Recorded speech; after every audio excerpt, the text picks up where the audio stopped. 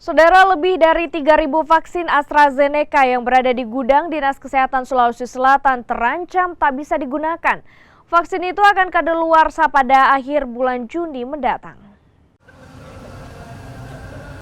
Penghentian penggunaan vaksin AstraZeneca membuat vaksin tersebut kini masih berada di gudang Dinas Kesehatan Sulawesi Selatan. Dari data Dinas Kesehatan, jumlah vaksin AstraZeneca untuk provinsi ini mencapai 3.210 vaksin. Vaksin tersebut kini nyaris masuk masa kadaluarsa. Mengingat penggunaan vaksin tersebut paling lambat pada akhir bulan Juni 2021 mendatang. Dinas Kesehatan Sulawesi Selatan menyebut masa berlaku vaksin AstraZeneca lebih pendek dari vaksin lainnya. Untuk vaksin COVID-19 lainnya, masa berlakunya 6 bulan hingga 1 tahun.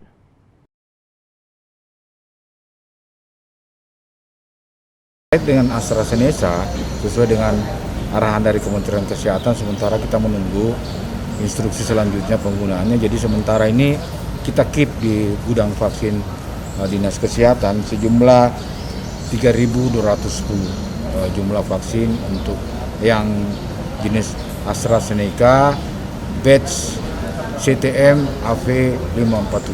Oke. Saya tidak tahu itu tanggal expiry, saya lihat nanti.